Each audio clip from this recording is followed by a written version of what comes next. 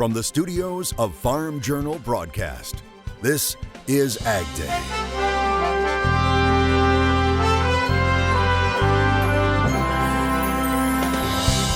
Coming up on AgDay, hands-on learning. And just through talking with all of the local vets, they're in dire need of skilled individuals. This Illinois school is helping meet the need for veterinarians in rural America. Dairy prices mark their highest point in 5 years. Can it continue? News of China potentially buying more product from us is also very supportive. We just don't know what that's going to look like yet. And China rolling back hundreds of tariffs ahead of what could be a historic trade agreement. AgDay, presented by the Chevy Silverado and the all-new Silverado HD, the strongest, most advanced family of Silverados ever.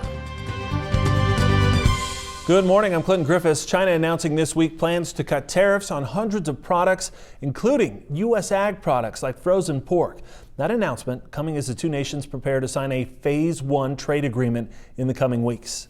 China's cabinet agreeing to lower tariffs for all trading partners on more than 850 types of products, including pharmaceuticals, frozen pork, and some high-tech components. Now, the plan will also cut import levies for more than 8,000 products, even lower for 23 countries and regions that have free trade agreements with China. That's according to Farm Journal's Washington correspondent Jim Wiesmeyer. That tariff cut may be a way for China to import more from the U.S. without violating international trading rules. Those rules ban managed trade. Now, U.S. Trade Representative Bob Lighthizer says Beijing has pledged to increase imports from the U.S. by $200 billion over the next 2 years, including at least $40 billion worth of farm goods. I don't think that, certainly U.S. analysts, we have really got our heads around just how big an event this is. And I can't help but think, okay, if it is a once in a lifetime occurrence, what's that ripple effect going down the road? And we haven't, I mean, it's going to be a dynamic impact on changing trade flows globally. And so we don't know yet what all the ramifications are going to be from this. Now, work continues this week on finalizing that Phase 1 agreement. According to Chinese officials, the 86-page deal includes 9 chapters. It's currently undergoing legal reviews and translation checks. Its implementation would likely begin 30 days after a Phase 1 signing. Now, Wiesmeyer saying the USDA is gearing up for that Phase 1 signing by developing a new internet site to answer questions about the accord. He expects markets to monitor the site closely for updates and information about agricultural trade. While a date hasn't officially been set for the signing, it's expected to happen in the first week or two of January by U.S. Trade Representative Robert Lighthizer and his counterpart Liu He. That's expected to happen in Washington, although the folks over at the World Food Prize in Iowa are offering their Hall of Laureates for the historic event. Ambassador Kenneth Quinn, president of the World Food Prize Foundation, says the historic facility has special meaning to China's President Xi Jinping and his father. It's also the place that in 2012, contracts worth $3.5 billion in U.S. soybean exports to China were signed between Chinese importers and U.S. farm groups. China's Vice Minister of Agriculture addressing questions about the Phase 1 agreement in a 7-minute response in China. Now, he was asked if the U.S. imports would hurt their own Chinese industry. Vice Minister of Agriculture Han Jun talked about China's growing need for food imports and said it would not threaten food security. Han says China's soybean imports account for 85% of the country's soybean supplies, and he estimates that the import volume at around 90 million tons and expand some other agricultural products are urgently needed to stabilize markets, including pork and poultry. Now, he says China could import wheat, corn, and rice from the U.S., but noted the volume of these imports would be very limited by tariff rate quotas. Han also discussed the U.S. agreement to allow shipments of cooked chicken products and catfish, including stopping the automatic detention of Chinese fish and shellfish products as soon as possible as those are shipped to the U.S. Now, he does expect the U.S. to import Chinese fragrant pears, citrus, and dates as well. One of the biggest drivers of food policy in China right now is African swine fever. The disease has reportedly wiped out 40 to 50% of that country's hog herd. Here in the U.S., a team of USDA researchers at the Plum Island Animal Disease Center are reporting progress on finding an effective ASF vaccine. Now, the optimism recently published in a new research paper. Scientists saying they now have a vaccine candidate. It was made by using a mutation of the wild ASF virus originally from the Republic of Georgia. That's considered the origin of the current ASF outbreak in Asia and Europe. Researchers say the breakthrough came when the team deleted a single gene in the virus genome. The live virus appears to offer full protection against the current outbreak strain. Now, the next step is to find a commercial partner to do additional vaccine testing in larger sizes. Before their December recess, the House approved the new U.S.-Mexico-Canada trade agreement. Now the Senate is set to take it up.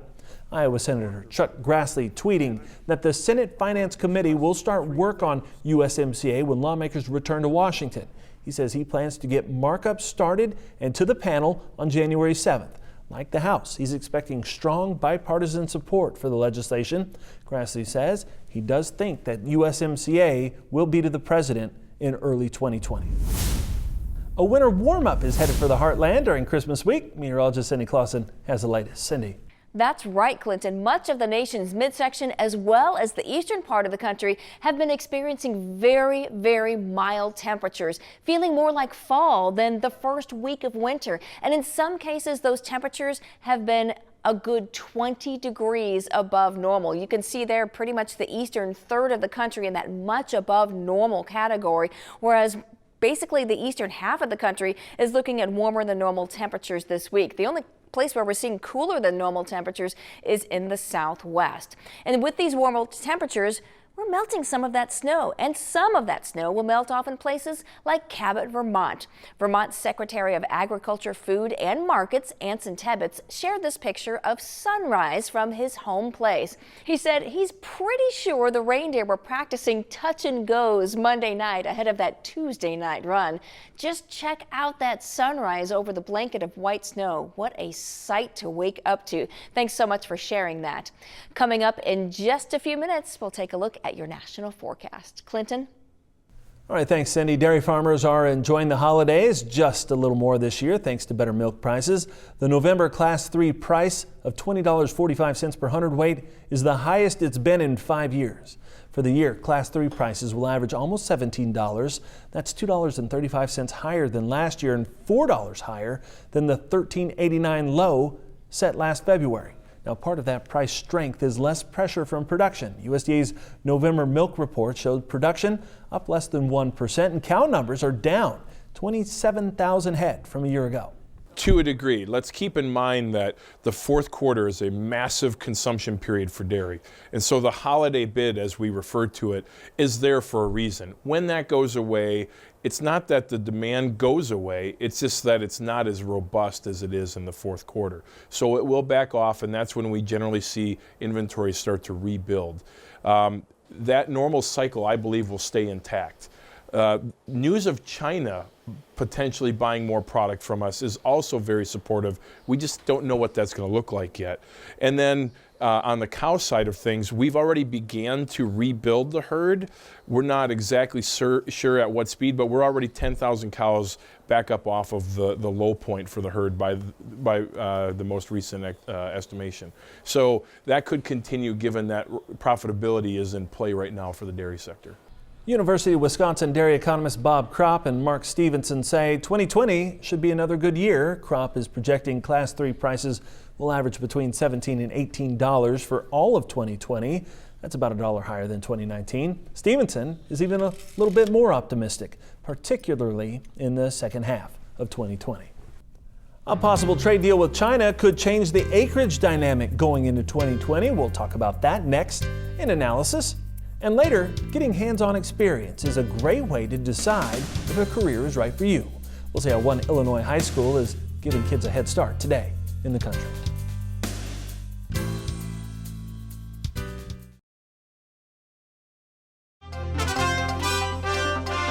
Ted Seifert, Zaner Ag Hedge, our guest in studio today. And Ted, let's talk about 2020 because I know between now and March, the end of March, we're going to have 8 million conversations about the acreage mix. As it stands now, what's your outlook for that? Yeah, so that outlook is changing dramatically here in the last 10 days or so. Let's start with saying, though, with the issues that they've had in South Dakota, North Dakota, Minnesota, getting corn out of the field, getting soybeans out, really getting no field work done, it's really going to depend on how the spring acts. But a lot of the guys up there are saying that there's going to be a ton of prevent plant acres in the Dakotas, maybe 1 to 2 million or so. So that already kind of casts a bit of a dark cloud over the acreage conversation. But we had been saying that we could see a huge shift to corn acres, 96, 97 million acres of corn here this next year, and really cutting out bean acres. But now with this trade deal in place, we have a much bigger perceived demand for soybeans. And if soybeans continue to rally like they have been, and I think they could, we could see a big acreage shift back towards soybeans. And it could actually get to the point where we need to plant 92, 94, 96 million acres of soybeans. Oh, wow. And that really comes at the expense of corn. So I think the biggest winner here from an acreage perspective might really be corn, because if China is going to buy all of our beans and we have to really up our bean acreage, then that corn acreage shrinks, and that really fixes the corn balance sheet that we have, the outlook for the corn balance sheet here for maybe the next few years or so. So I think corn is the winner here. Keep an eye out for that. Right now, I think soybeans have more reason to rally because of a trade deal, but as we get into end of January, February timeframe, and we start talking about acreage and we start realizing, hey, corn isn't going to steal all this acreage, then maybe we can get more excited about the corn market. Yeah, so many things to happen between then and now, but I know we'll have this conversation like 8 more times between then. Appreciate it. Thanks so much. We'll be back with more AgDay coming up in just a minute. For professional marketing advice specifically tailored to your needs, call Zaner Ag Hedge at 312-277-0113.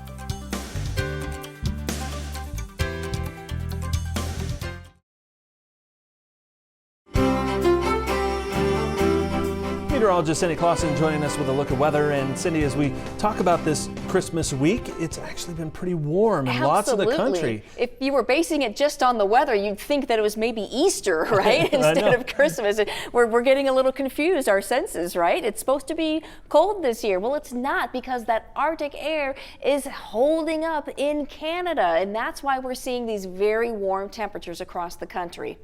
You can see that's really not going to make a lot of movement either. Even as we put this into motion, Arctic air stays up into Canada. We really see that where we're seeing the cool temperatures is where we're seeing that cutoff low and some stormy weather in parts of the southwest. Now, as we head into our Friday, the Arctic air starts to very slowly start to come down towards the border, and we'll start to see a trough developing parts of the plains and the northern high plains.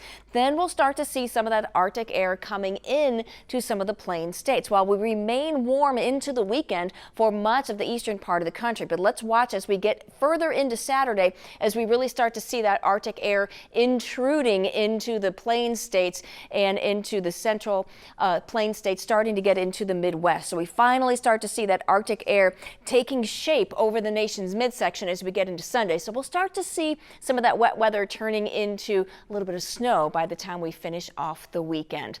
All right, let's take a look and see what we have going on as we head through the day today. High pressure in the southeast, but still just a little bit of rain, especially down in Florida.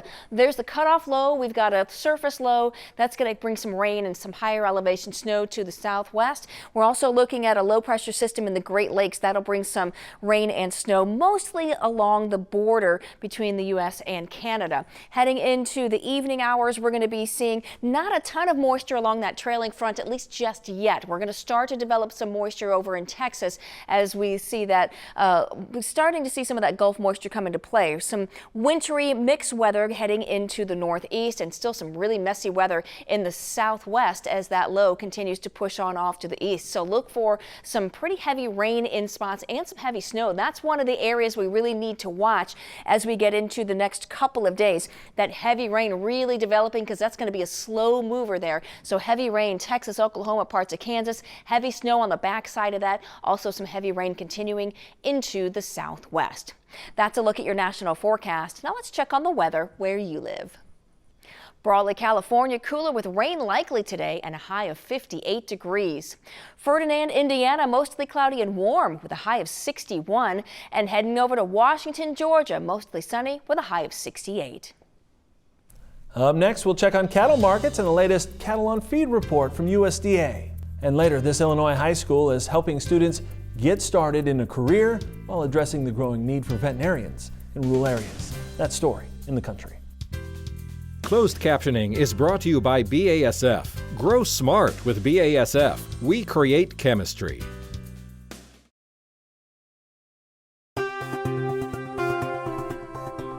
Cattle futures prices pausing this week following USDA's latest cattle on feed report. The agency counting 12 million head of cattle and calves on feed in the nation's largest feedlots as of December 1st. That is nearly 2.5% higher than December 1st a year ago. Placements in feedlots topped 2 million head, which was 5% above 2018. And marketings of fed cattle last month totaled 1.81 million head, or 3% below a year ago.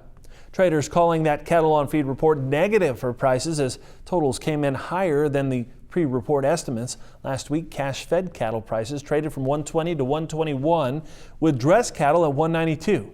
The choice cutout price ended last week at $209.70 per hundredweight, which was more than $6.50 lower than the previous week. CME cattle, they hit a new contract high earlier this month, but have since pulled back. And the USDA Agricultural Marketing Service says demand, it's still good for calves, with very good demand out there for yearlings. I think the wholesale beef prices did drop a little bit. Futures are giving ground for the entire week, which is kind of interesting that we haven't had that in actually a couple of months. It's getting the attention of some technical traders because the correction would be expected to bring that market down to 113. But that's a long way away, and it doesn't seem that that the momentum is building that much. Even if we look over to the feeder side, the feeders were easier as well. The cash market does lack a little bit of development right now, but I think the momentum building to the steady decline just means it's going to work its way lower. Now, earlier this week, China, Japan, and South Korea met to discuss trade and regional security issues. Ahead of that meeting, China announced an end to its ban on imports of some Japanese beef. China says it will now allow imports of deboned beef from Japan, including from animals under 30 months old. The original ban was imposed back in 2001 due to mad cow disease. Keeping animals healthy is a big job, and up next we'll meet some Illinois high school students that are up to the challenge. Take a tour of a new program to help find future veterinarians for rural America. Next.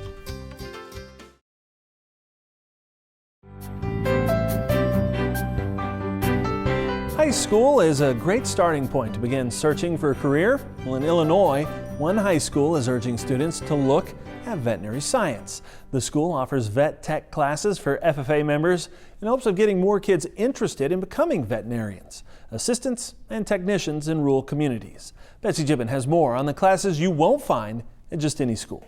What I'd like you to do is we're going to pretend that you are making a phone call. There's more than classrooms for students at Central High School in Burlington, Illinois. They're able to shut the books and learn by doing. Central High Vet Clinic, I like it. The school has a regional pathways program for students interested in veterinary science, including a mini vet clinic and veterinary technician hired to help with the vet tech classes. I'd like you to show us, how to put a muzzle on Wrigley. These vet technician classes are offered during school hours to FFA students and even students from different schools. Good girl. We're talking anything from animal restraint to how to clean up after an animal that has a mess, to grooming, bathing, how to safely muzzle a dog. Not forgetting the cute pups to join them too. So yeah, new puppy every day in class isn't all that bad. For this classroom, it is a multi-year program, ag science and then vet technician classes, and enrollment is growing. I discovered that they were building this vet facility, and I don't know, they just have good opportunities for kids my age, and kids my age don't really know about those opportunities, so I decided to take advantage of them. There's a reason why we went from 1 ag teacher to 2 last year, and now we have 3. Because we've seen such a drastic increase of enrollment of students just because of the program that we have built here. There's also room for externships with participating local businesses. Students can get work hours at animal shelters, animal hospitals, veterinary clinics, and farms. And just through talking with all of the local vets, they're in dire need of skilled individuals. So we decided to bring this program into the high school. So they've been teaching us skills to know for when we actually get to those externships, like answering calls, like what to ask people, how to restrain animals. Encouraging jobs and add. So if someone walks through that door, what do you think the first thing you're going to do is? Rural and perhaps local. Greet them. Why is it important to greet them? Reporting for AgDay, I'm Betsy Gibbon. All right, thanks, Betsy, and that's all the time we have this morning. We're sure glad you tuned in. It's been part of your day with us. From all of us here at AgDay, I'm Clinton Griffiths. Have a great day.